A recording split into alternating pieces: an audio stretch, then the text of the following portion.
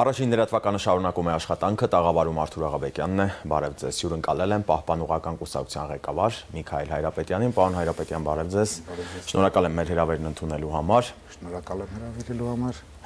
Ազգային ժողովի հերթական քարոզյան մեկնարկեց հերթական արդեն ավանդական դարձած փոխադարձ վիրավորանքներով, մեղադրանքներով ընդդիմադիրները իշխանությանը մեղադրեցին հայ-թուրքական կարգավորման բանակցությունները գաղտնի պահելու մեջ, նշեցին, որ օրակարգ թելադրողը թուրքական կողմն է, Ռուբեն Ռուբինյանը, որը Հայաստանի կողմից բանակցողն է այդ process-ում, նշեց, որ սա հայոց պատմության մեջ միակ հրապարակային բանակցություններն են եւ նաեւ նախկիններին մեղադրեց հայ-թուրքական նախորդ բանակցությունների գործընթացը ավելի գաղտնի պահելու մեջ Ռուբինյանին նաեւ գործակալության մեջ մեղադրեցին պարոն Հայրապետյան։ Խորհրդանի հերթական քարոզյայի մեկնարկը եւս մեկ անգամ իցույց դրեց Հայաստանի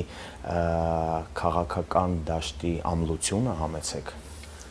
Չեմ կարծում, թե քաղաքական դաշտի ամլությունը ցույց դրեց, որովհետև քաղաքական դաշտ ցավոք սրտի Հայաստանում չկա եւ չի եղել։ Դա ունի եւ օբյեկտիվ եւ սուբյեկտիվ պատճառներ, որովհետև մենք պետական ազգությունից ընկել ենք խորհրդային առանցք միագիծ կայսրության ավանդույթների դաշտը եւ հիմա աստիճանաբար պիտի ձերբազատվենք, բայց որ միմյանց մեղադրում են դա էլ օրինաչափ է, որ պիտի անդիմությունը մեղադրի, թե իբրև թե փակ են հանդիպումները, այնքան էլ ազնիվ չեն։ Հայաստանը գոնե հենց հիմա կարող է հպարտանալ դրանով, որ հնարավորինս ինչքան հնարավոր է Հայաստանում գործընթացները բաց են։ Պատերազմի ժամանակ, հիշում եք, մեզանում նույնիսկ սոցիալական ցանցերը չանջատվեցին, Ադրբեջանում ինտերնետն էր անջատված։ Դա չափորոշիչ է աշխարհի համար, թե մենք աշխարհից հեռու ենք։ Երևի թե աշխարհից հեռու ենք, որ աշխարհի հետ համընթաց չենք ուզում շարժվել։ Այստեղ մեղադրանքը միանգամայն անտեղի է։ Իսկ որ որոշ բաներ պիտի լինեն, որ գաղտնի պիտի լինեն, բնականաբար գաղտնի պիտի լինեն, որոշ հատվածներ, ստորջրյա բաներ իհարկե պիտի լինեն։ Չէ՞ որ մենք ունենք գաղտնի ծառայություններ, չէ՞, հատուկ ծառայությունները։ Այսինքն ինչ, այնտեղ հարցաքննությունները հրապարակային պիտի լինեն, պիտի հեռարձակվեն, այնտեղ մարդկանց ձերբակալելու, հանցագործներին ձերբակալելու օպերացիաները հրապարակային պիտի լինեն, դա արդեն անհեթեթության է հասցվում նման պահանջ դնելը։ Դա ապաքաղաքական մոտեցում է։ Մեր խորհրդարանը ինքը ապաքաղաքական է, սա է ցավալին, որովհետև քաղաքական միտք խորհրդարանում չկա։ Մեկ ձեռքի մատների վրա կարող են քաշվել նրանց, ովքեր քաղաքական մտածողություն ունեն։ Եվ կարծում եմ, թե Նիկոլ Փաշինյանի տված ամենամեծ վնասը Հայաստանի Հանրապետությանը հենց այն է, որ սահմանադրությամբ ամենակաղաքական մարմին համարված խորհրդարանը լցված է ոչ քաղաքական մարդկանցով, անձանցով։ Մեկ-երկու հոգի ընդդիմության մեջ կա, որ քաղաքական միտք ունի, եւ ընդամենը մեկ-երկու հոգի իշխող խմբակցության մեջ կա, ցավալի է սա։ Իսկ որ գործակալ են ասում, տեսեք, առաջինը Պաուլ Հայրիկյանը անկախությունից ի վեր, դրանից հետո մենք Պահպանողական կուսակցությունը մի քիչ նույնիսկ ամաչում եմ անընդհատ կրկնելուց, այո, մեզ լուստրացիա պետք է, ինչպես որ արեցին ազատվել ցանկացող, ազատագրվել ցանկացող ժողովուրդները, մեր Զվալթյան ժողովուրդները, Վրաստանը, վրացիները, հա, լուստրացիա է պետք է անել, բացեք ԿԳԲ-ի արխիվները, որպեսզի հենց հիմա ով տեղից վեր է կենում եւ գողն ամենից բարձրն է գոռում, դու ես գողը, ես վստահ եմ, այդ տղան շատ էլ կարգին տղա է, Ռուբինյանը, հա, շատ էլ կարգին տղա է, եւ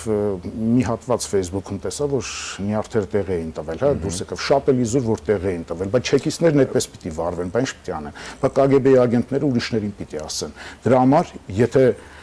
նախորդ իշխանությունները 100%-անոց դրածոներ էին, Նիկոլ եթե ասում է, որ ինքը 100%-անոց դրածո չէ, այդ դեպքում թող ԿԳԲ-ի արխիվները բացի, դրանց լեզուները տեղը կլինեն, իսկ եթե տեղը կընկնեին, եթե ԿԳԲ-ի արխիվները բացեն, դրանցից շատերը ուղղակի հավակնություն չէին ունենա ցուցակում, որևէ ցուցակում ներգրավվելու։ Խորհրդանի աշխատանքը աղմուկ աղաղակի վերածելը Հայաստան դաշինքի որդեգրած քաղաքականությունն է։ Հիշում եք Ռոբերտ Քոչարյանը մինչև քոքը մաշեցնելու մասին էր խոսում։ Այս ուղին է բռնել Քոչարյանը Հայաստան դաշինքի падգամավորների միջոցով եւ տանում է մինչև վերջ։ Իդեպ եթե այդ ուղին է բռնել, այդտեղ այպանելի որևէ բան չկա, քաղաքական պայքարի մեթոդ է, կարող են, այո, մինչև արմատը մաշեցնել, շատ նորմալ է, աշխարհի բոլոր երկրներում են այդպես վարվում, մենք որպես արևելյան ժողովուրդ մեզանում երևի ավելի բուրըն եւ որպես ավելի ցածրակարգերի խորհրդարան ունեցող, ցածրակարգ անձանց խորհրդարան ունեցող, դա ավելի գրեհիկ տեսքեր է ընդունում, այլապես որպես մեթոդ բնականաբար ցանկացած անդիմադիր կուսակցության խմբավորման նպատակը մաշեցնելն է իշխանությանը, որպեսզի կարողանաս դու իշխանության գալ։ Շատ տրամաբանական է, այդտեղ բան չկա, ուղղակի մեթոդներն են գավառական։ Բայց գոնե պետք է բովանդակություն լինի։ Այստեղ բովանդակությունն է բացակայում։ Այո, մի քիչ առաջ դա էի ասում, բովանդակությունն է բացակայում ինչի համար, որովհետև դրանք բովանդակազուրկներ են։ Խորհրդարանում հավաքվածները եւ իշխող եւ ընդդիմադիր բովանդակազուրկ անձանցից են։ Ես գիտեմ հիմա 2-3 կողմն էլ թշնամացնում եմ իմ հանդեպ, բայց ասեմ, 3-ն էլ գավառամիտ բովանդակազուրկ հավաքածուներ են։ Խորհրդարանական մեծամասնությունը ինչպես պետք է պատասխանի խորհրդարանական ընդդիմությանը։ Կարծես հիմա դիսկուրսը այսպես է. դուք մեզ, մենք ձեզ։ Բումերանգի էֆեկտն է ինչպես կարծես աշխատում։ Այդպես չպետք է լինի, գիտեք, ես այդ դասը առել եմ իմ ավագ ընկերոջից, պայծառ քաղաքալանավոր խորհրդահայ քաղաքալանավոր Ազատ Արշակյանից մի անգամ երբ ինձ մեքենա քշել էր սովորեցնում, ասաց, ճիշտ է, կանաչը դու պիտի անցնես, խախտում անողը կարմիրի տակով անցնում է հետիոտնը, բայց դու զիջիր նրան, հանկարծ ազդանշան չտաս, ինչու, որովհետև դու արդեն իսկ առավելություն ունես, դու մեքենա ունես, դու մեքենայով ես, ինքը հետիոտնն է, իշխանությունը ինքը իշխանություն ունի, լծակներ ունի, այն ոնց էր ասում են գեներալներից մեկը նախորդ Սազիվի, որ ջրցան մեքենա ունի, բան ունի, հա, Երանոսյանի համար, իշխանությունն ամեն ինչ ունի, բայց իհարկե ինքը պիտի ավելի հանդուրժող լինի։ Բնականաբար պիտի ավելի ինքը 10 կուլ տա եւ նոր մեկ պատասխանի, բնականաբար։ Պարզապես իրենց պատասխանները 10-ին 10 պատասխանում են, դա մեկ սխալ, երկրորդն 10-ից 10-ն գավառական են, ինչպես իրենց վրա են հարձակվում, այնպես էլ նրանք են նրանց վրա հարձակվում, մեկը մեկին արժանի գեղեցիների հավաքածու է, ցավոք սրտի։ Ամեն դեպքում պատասխանելու ներուժ խորհրդարանական մեծամասնությունն ունի։ Հաստենք սա։ Այո, անշուշտ ունի, իհարկե ունի, որը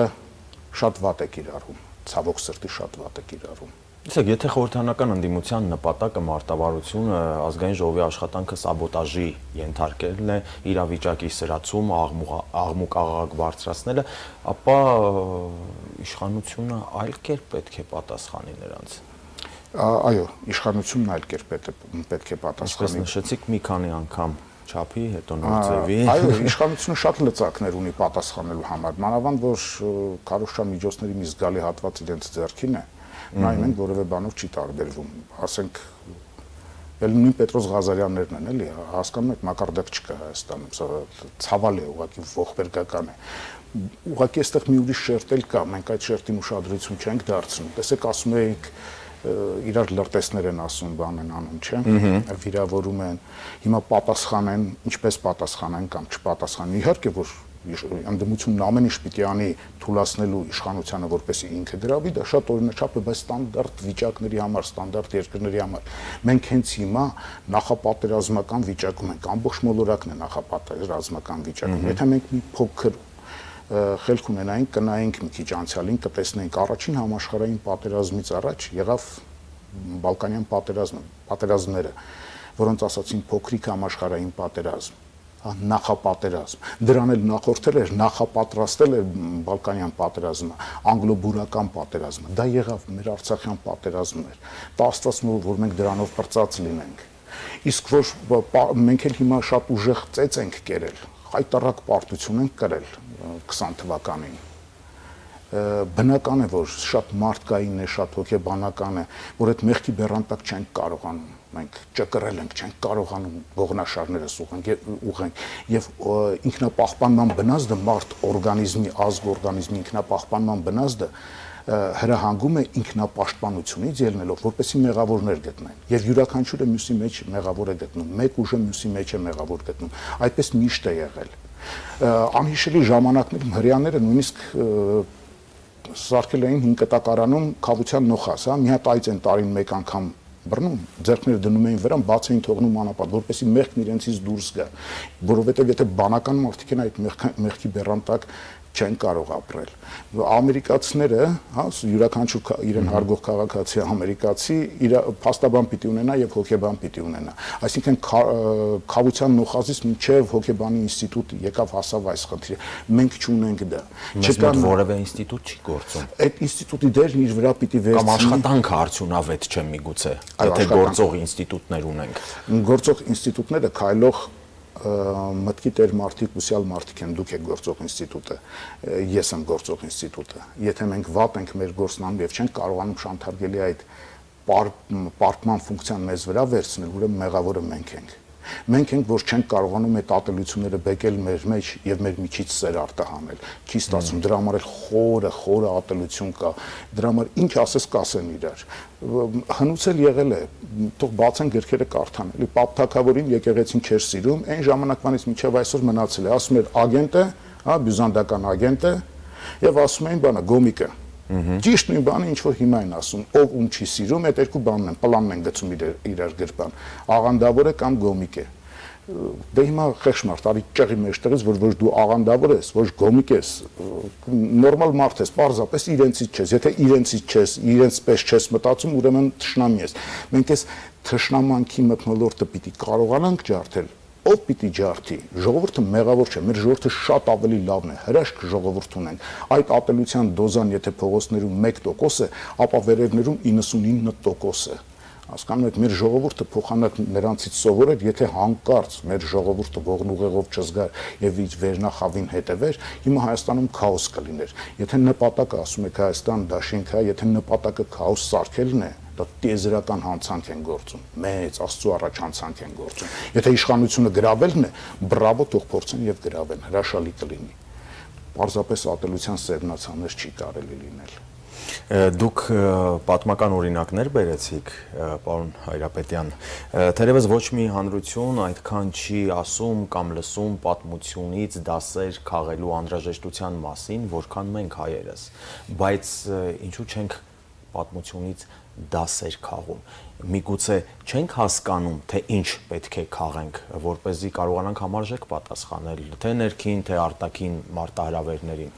Երկու շերտ ունի ձեր ասած, առաջին համաձայն չեմ, որ մենք ամենից շատն ենք նայում, ժողովուրդներն ավելի շատ։ Երեք էլ առաջին օրն էր Մեծ Բրիտանիայի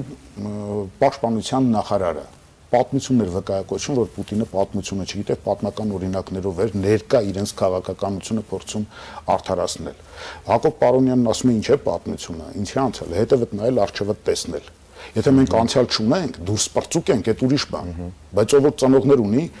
հա ենք, վերջապես այդ ծնողների կենասն են վերջում խմում, չէ, ամենաթանկ կենասն են խմում։ Մենք այս ավանդույթից, հիմնարար ավանդույթից ենք ուզում հրաժարվել։ Ուրիշ բան է, որ պատմությունն ինչպես ենք ընկալում։ Նույն անգլիացիները Արնոլդ Թոյնբի «Постижение истории», հա, ես ռուսերեն եմ կարդացել, անգլերեն չգիտեմ,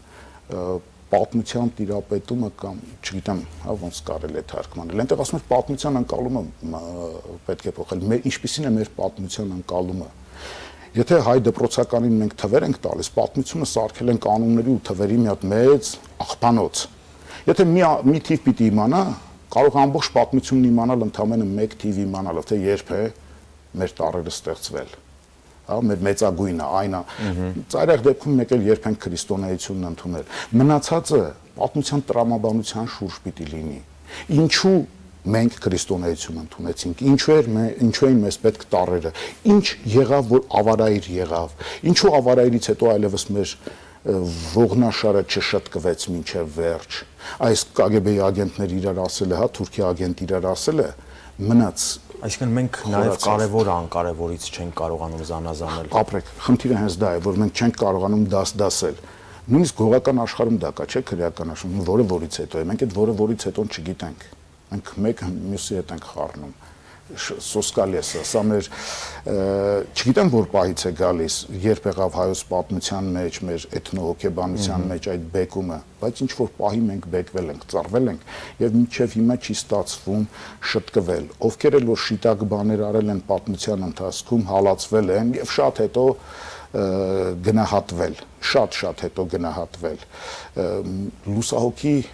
Ալեքսանդր Մելքոնյան կար, Սաշը, միլիտարի արտի հիմնադիրներից մեկը, ռազմադաշտային հրամանատար առաջին պատերազմի հոյակապ մեկը, ասում էր Անդրանիկի արձանը կսարքենք, պարտքի տակից դուրս եկանք, Նեժդեինը կսարքենք, պարտքի տակից դուրս եկանք, կենացը կխմենք, պարտքի տակից դուրս եկանք, Մաշտոցի գերեզմանին, Մաշտոցի արձանին ծաղիկ կդնենք, բայց մի միլիգրամ անդրանիկություն, նժդեհություն, մաշտոցություն մեր մեջ չկա, մենք ձևի ենք դարձել, մենք չգիտենք, այդ Մաշտոցի ոսկորներն են ավելի կարևոր, դա հենց մաշտոցությունը, այսինքն մենք այդ հոգևոր մակարդակն ենք բաց թողել։ Դրա համար էլ չենք կարողանում զանազանել պետության առաջին դեմքից մինչև վերջին համբակը չենք կարողանում զանազանել լեզուն քերականությունից օրինակ։ Քերականությունը, որ ցանկացած լեզվի 5%-ն էլ չկա։ Լեզուն մեր մայրն է, մեր մտածողությունն է։ Դրա համար էլ սուրն առած լեզվի դեմ են դուրս եկել։ Ինչու՞, որովհետև ղզիկ են, որովհետև ասում են հայոց լեզուն բուհերից հանենք, փոխանակ ասելու ռուսաց լեզուն հանենք։ Ռուսերենով ինչ պիտի անեն, ոչ գիտության լեզու է, ոչ էլ կիրգիզի հետ են մենակ խոսելու, չէ՞, ում հետ պիտի խոսեն ռուսերեն։ Բայց չէ, ռուսերենը տեր ունի, Պուտինից վախենում են։ Իսկ հայերենն անտեր է։ Մենք մեզ տեր չենք զգում։ Եթե մենք դադիվանքին տեր զգայինք, դադիվանքն այսօր մերը կլիներ։ Եվ ոչ թե կասեինք Երևանում արձան ենք կանգնեցնում, բացելով են ինչ 301 թվականից մերն է։ Մենք ձևի ժողովուրդ ենք դարձել, սոսկալի է սա։ Եվ ժողովուրդը մեղավոր չէ, այլ իր ծնած, նույնիսկ իր ծնածը չէ, իրեն պարտադրված էլիտան։ Ազգային պետական արժեքների վերաիմաստավորման անհրաժեշտություն կա։ Այո, հավերժ անընդմեջ վերաթարմացումներ, վերասահմանումներ, վերաձևակերպումներ անելու անընդունակ ժողովուրդները դատապարտված են։ Այն ինչ երեք մեզ համար վատն էր, այսօր շատ լավն է։ Օրինակ ասենք 20-ից 2700 տարի առաջ մեզ համար ամենավատ բանը ասորեստանցիք էին, որտեղ հարցակվում էին 2 տարին մեկ գալիս արշավում էին Հայաստան։ Այսօր ասորիներին ատում եք, ընդհակառակը մենք այսօր պետք է գուրգուրանք ասորական համայնքի վրա։ Բան է փոխվել, այսինքն մենք այդ ատելությունը պահենք։ Հիմա աշխարհում ռուսական բան է փոխվել եւ ռուսական ռոպագանդայով հակաթրքություն, թուրքական ռոպագանդայով հակառուսություն։ Հասկանում եք, մեզ գցել են ցուցվանգային վիճակի մեջ։ Սա սոսկալի բան է։ Մենք պիտի ազատագրվենք այս շղթաներից, ազատ, մի հատ երկինք նայենք։ Ուղղակի երկինք նայենք, այնտեղ ամեն ինչ ազատ է, հա, աստղեր, լուսին բան, գեղեցիկ է։ Մենք խցկվել ենք, ինչպես լուսահոգի Դավոյանն էր ասում, հա, մրջունի համ ենք ստացել, կապել ենք մրջունի նման հողին, չի կարելի այդքան։ Գլուխներս կախ չի կարելի, ստրուկն է գլուխը կախ։ Պարոն Հայրապետյան, տեսեք 2018 թվականի իրադարձություններից հետո վարչապետ Նիկոլ Փաշինյանը պարբերաբար այցելում էր գրախանութներ։ Հիշում եք, ուղիղ եթերներ էր իրականացնում եւ անցորդներին պատահական գրքեր էր նվիրում, նաեւ իր օրինակով հասարակությանը հորդորում էր, որպեսզի ավելի շատ կարդան, կրթվեն։ 2018-ից անցել է 4 տարի։ Ինչ փոխվեց այս ընթացքում։ Կարծում եմ էլի կփոխվեր, բայց փոփոխության համար օբյեկտիվ պատճառ կա։ Հիմա Նիկոլա Ռիշչյանի մենակ փողոց դուրս կա պատերազմից հետո, ինչպես որ այն ժամանակ ռիսկ չէին անի Ռոբներն ու Սերժերը, Նիկոլի համար ասելու աչքի վերևը հոնք կա։ Բան է փոխվել, պատերազմի պարտությունը մենք չենք կարողացել։ Սա շոկ է, հա, ցնցում։ Շոկ է, որը մենք չենք կարողացել դեռևս հաղթահարել, բայց պետք է հաղթահարել։ Այսպես երկար կքած մնալ չի կարելի։ Մանավանդ որ տեսնում ենք նախապատերազմներից հետո մեծ փոթորիկների շեմին է մոլորակը։ Մենք ինչպես ենք վարվելու, լուրջ մարտահրավերի առջև ենք։ Եվ Հայաստանին կարող է շատ լուսե ապագա սպասվել եւ կարող է համակործանում կատակլիզմ սպասվել մեզ, եթե մենք մեր ներսը չմաքրեցինք։ Նիկոլը մի անգամ այդ շատ լավ բան էր ասել, որը ոտքի կողան սարքեցինք, փառահեղ բան էր ասել։ Որ ասած մենք այնպիսի երկիր պիտի սարքենք Հայաստան այնքան մաքուր, կարծես պատրաստվում ենք ընդունելու Հիսուս Քրիստոսի նրա երկրորդ գալստյանն ենք սպասում։ Մենք այդ մեր ներսը չենք կարողանում մաքրել։ Մենք ապաշխարելու ունակությունից զրկվել ենք։ Մենք բոլորս անմեղ ենք, մեղավորը մեզանից դուրս ենք փնտրում։ Գիտեք, դա էլ հոգեբանության մեջ կա, Լորենսն է ասում, Յունգն է ասում, երբ որ դրսի թշնամուց ծեծ է սկերել եւ հիմա չկա դրսի թշնամին, ասագերի վրա է օրինակը բերում, հա, ներազգային, ներտեսակային ագրեսիա է սկսվում։ Մենք հիմա հոշոտում ենք իրար, թուլացնելով Հայաստանը։ Լավ, հասարակությունը դեռ որքան պետք է այս ապաթիայի մեջ մնա։ Որքան մեր վերևում գտնվող մեր սիրելի իշխանական եւ սիրելի ընդդիմական վերնախավի մարդիկ, տեսեք, փորձում եմ ինձ ասում են որևէ վատ էպիտետ չասել։ Դե նրանք շարունակում են միմյանց վիրավորել։ Չեն հասկանա, որ մեր ժողովուրդն արժանի է հոգու ամբողջ զորությամբ սիրվելու եւ ոչ թե ժեղ կամ Պողոս անվանվելու եւ ժողովրդին սրտի խոսք է պետք, սրտի խոսք, բացեն թող իրենց սրտերը, եթե անգամ ժողովրդին չասեն սրտի միջից գոնե աղբը դուրս կգա իրենց։ Մենք շատ ենք աղբով, թույնով, թարախով լցրել մեր միտքը, մեր հոգին։ Դրա համար Պարոն Հայրապետյան, մոլախոտն է շատացել եւ քախանանող չունենք։ Ոչ։ Թե դրա կամքը չունենք։ Ոչ, սկզբում ավելի լավ ասացիք, որ մենք հերթականությունը չգիտենք, առաջնահերթությունները չենք կարողանում դասել։ Մոլախոտ չկա, հայ ժողովրդի մեջ մոլախոտ չկա, բոլորն էլ լավն են, չկա վատ հայ։ Պարզապես ոչ իրենց տեղերում են։ Սա է սոսկալի։ Որևէ հայ վատը չէ, որևէ հայ իմ թշնամին չէ։ Պարզապես իր արածը որևէ մեկիով իր տեղում չէ։ Թշնամական գործողությունից ավելի վատ թար կարող է լինել։ Ինչպես Չարենցներ երկիրնայերիում ասում, հա, ստոր նայերի անդավաճանությունը բանեց։ Եթե տեղում գեներալներն իրենց տեղում լինեին, զինվորներն իրենց տեղում լինեին, քաղաքական վերնախավն իրենց տեղում, Բերդաքաղաքն առանց կրակոցի չէր հանձնվի։ Եվ այսօր էլ Քելբաջարը, Քար վաճառը առանց կրակոցի չէր հանձնվի։ Մեր այդ լուսեղեն սերմացում չէինք տանի ոչնչացնի, որոնց թիվն անգամ չգիտենք, 1000 անգամ էլ ասաց այդ արտախորհրդարանական Մուշամատյան Սարգին, անուն առ անուն գրի, շնորհակալություն երկիր մեդիային, որ իրենք են ձեռնարկել դա անելու։ Դա պետության ֆունկցիան է, տեսեք, պետությունն իր տեղում չէ, իշխանությունն էլ իր տեղում չէ, ընդդիմությունն էլ իր տեղում չէ։ Իշխանությունը իր տեղում չէ, ընդդիմությունն իր տեղում չէ, հասարակությունը ստրեսային իրավիճակում է, բթացման process-ում, մեզ նոր բովանդակության եւ որակի ուժ կամ ուժեր են պետք։ Սա կարծես թե ոչ մի առողջ բանական մարդ կասկածի տակ չի դնում։ Որը պետք է լինի այս ուժի անելիքը այս պարագայում։ Մաքրել, ուղղակի ավյան ախորները մաքրել է, բայց իհարկե դուք ճիշտ եք ասում, թե պետք է դրական լիցքերով, հա, կամ պետությունից բան հասկացող, աշխարհի անցուդարձից բան հասկացող ուժեր են պետք կամ ուժ է պետք։ Բայց եկեք մի հատ էլ ուժերը կարող են Հայաստանում իշխանության գալ պոստսովետական տարածքում, կարող են, թե դրա գին պիտի վճարեն դրա համար, մենք էլ գին ունենք վճարելու, թե չէ, ռուսները թույլ կտան, Ղազախստանում տեսակ ինչ արեցին, բացառված է, դրա համար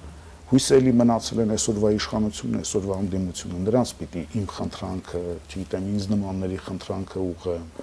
ասեմ, սատանայի ձիուց իջեք, դա մեր ձին չէ, դա Քուրկիկ Ջալալին չէ, դուք ռուսական տրոյկայի վրա եք նստել, սատանի տրոյկայի վրա եք նստել, իջեք, լույսի ճանապարհները, ձեր զավակների գերեզմանները Արցախում անտեր եք թողել, Հայաստանում էլ անտեր չթողնանք։ Շնորհակալ եմ զրույցի համար։ Ես եմ շնորհակալ հրավերքի համար։ Հարգելի հեռուստադիտողներ, զրուցում էի Պահպանողական կուսակցության ղեկավար Միքայել Հայրապետյանի հետ։ Առողջ ու խաղաղ ապրեք, կհանդիպենք առայժմ։